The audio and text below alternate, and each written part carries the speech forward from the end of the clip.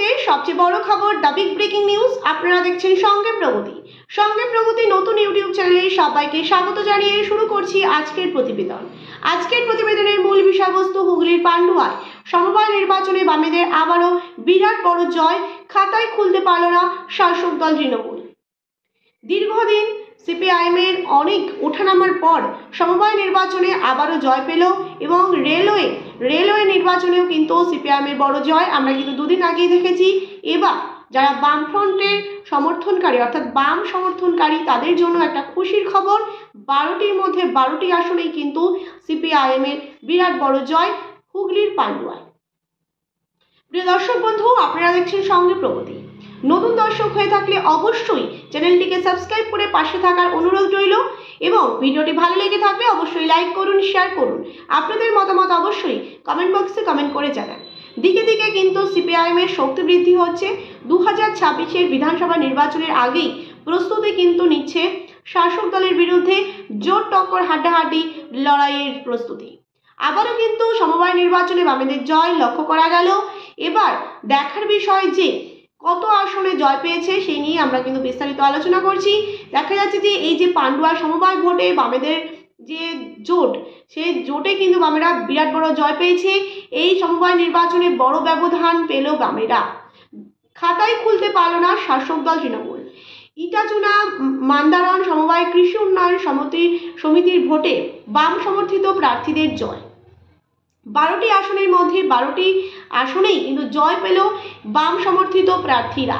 একটি আসনেই জিততে পারল না তৃণমূল সমর্থিত প্রার্থীরা। সমবায় ভোটে প্রার্থী দিতে পারেননি বিজেপি। সব থেকে উল্লেখযোগ্য যে বিষয়টি, এই যে সমবায় নির্বাচন, এখানে কিন্তু প্রার্থী দিতে পারেনি বিজেপি। 12টি আসনে ইটাচুনা মান্দারণ সমবায় কৃষি উন্নয়ন সমিতির মোট আসন সংখ্যা ছিল 12টি। তার মধ্যে আগেই একটি আসনে বিনা প্রতিদ্বন্দ্বিতায় জয়লাভ করেছিল বাম প্রার্থী এবং শনিবার বাকি 11টি আসনে ভোট হয় এবং ভোটের ফল বেরোতেই দেখা যায় পশ্চিমবঙ্গ সমবায় বাঁচাও মঞ্চর সদস্যরা 11টি আসনেই জয়লাভ করেছে।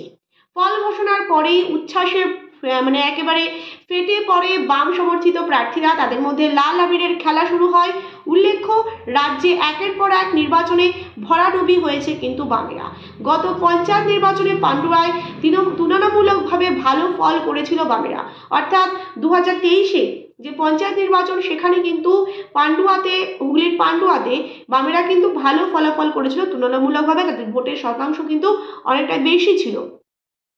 এবার দেখা যাচ্ছে এই যে পান্ডুয়া সমবায় নির্বাচনে বামফ্রন্টের বড় সাফল্য রাজ্য জুড়ে আলোচিত কিন্তু হচ্ছে। ইতিমধ্যেই দেখা যাচ্ছে এই নির্বাচনে বামেরা কিন্তু 12টির মধ্যেই কিন্তু 12টিতেই জয়লাভ করেছে।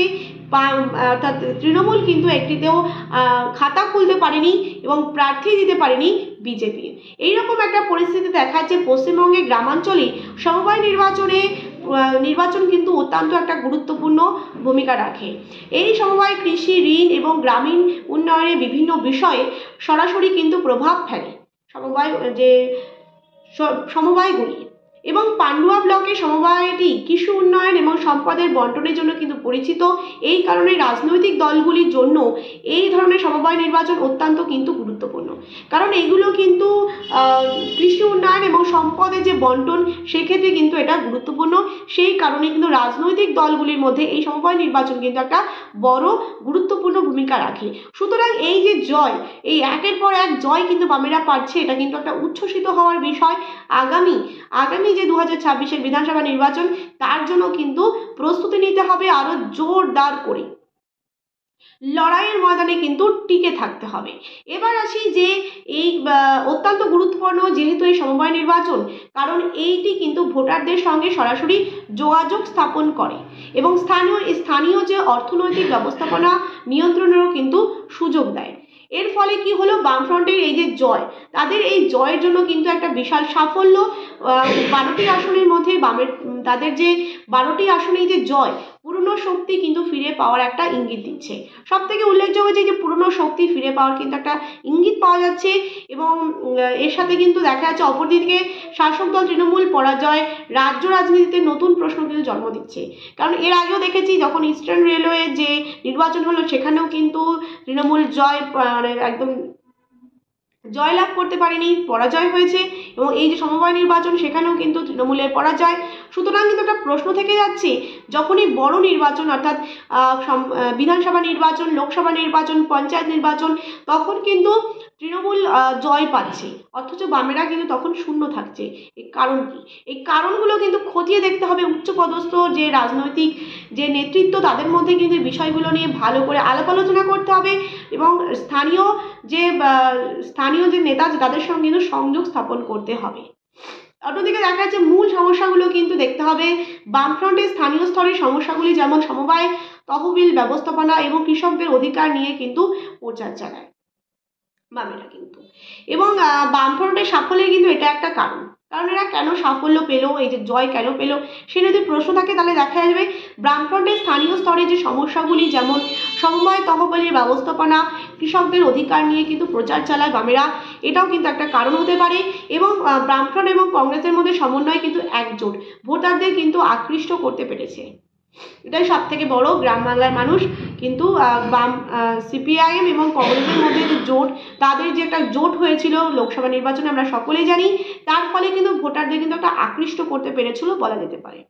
এবং অন্যদিকে দেখা যাচ্ছে যে শাসক দল তৃণমূলের প্রতি অসন্তোষ, স্থানীয় স্তরে দুর্নীতির অভিযোগ এবং সমবায় ব্যবস্থাপনার অব্যবস্থাপনার কিন্তু একটা ভোটারদের বিরূপ প্রতিক্রিয়া তৈরি করেছে বলা যেতে পারে।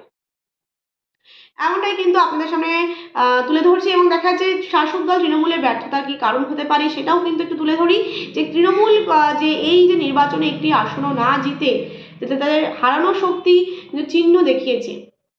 জিতে অর্থাৎ পরাজিত হয়ে কিন্তু তাদের শক্তি হারানোর কিন্তু একটা চিহ্ন দেখতে পাওয়া যাচ্ছে আগামী দিনে। এর পেছনে কিন্তু বেশ কয়েকটি কারণ থাকতে পারে। অতিরিক্ত আত্মবিশ্বাস এবং দুর্নীতির অভিযোগ, স্থানীয় নেতৃত্বদের দুর্বলতা, এই তিনটি কারণ কিন্তু মাথায় রাখতে হবে। একটি হচ্ছে অতিরিক্ত আত্মবিশ্বাস, স্থানীয় নেতৃত্বদের দুর্বলতা, দুর্নীতির অভিযোগ। প্রথমেই আসছে আত্মবিশ্বাস। শাসক দল তৃণমূল কিন্তু হয়তো বামেদের যে জোট, সেই জোটের শক্তি কিন্তু কম করে বিবেচনা করেছিল, এটা কিন্তু তাদের অতিরিক্ত একটা আত্মবিশ্বাস। দুর্নীতির অভিযোগ, সমবায় ব্যবস্থার অর্থনীতির যে ত্রুটি এবং পক্ষপাতমূলক যে আচরণ ভোটারদের কিন্তু ক্রুদ্ধ করেছে। এবং একের পর এক দুর্নীতি তো লেগেই আছে। অন্যদিকে স্থানীয় যে নেতৃত্বদের দুর্বলতা, স্থানীয় স্তরে নেতাদের মধ্যে সমন্বয়ের অভাবের প্রচারণাকে কিন্তু দুর্বল করে তুলেছিল বলা যেতে পারে।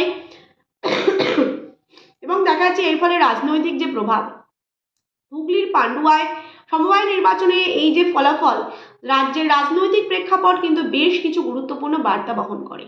বামফ্রন্টের যে পুনর্জাগরণ, এটা কিন্তু একটা সব থেকে বড় ব্যাপার। এই জয় বামফ্রন্টের কিন্তু নতুন করে রাজনৈতিক মঞ্চে ফিরে আসার একটা ইঙ্গিত পাওয়া যাচ্ছে। এবং জোট গঠনের গুরুত্বপূর্ণ, বামেরা কিন্তু বারবার বলছে তারা কিন্তু অন্যান্য রাজনৈতিক দলের সঙ্গে জোট করেছে, আইএসএফ এর সঙ্গে জোট করতে দেখেছি এই যে গত উপনির্বাচনে, এবং লোকসভা নির্বাচনে কংগ্রেসের সঙ্গে জোট করতে দেখেছি।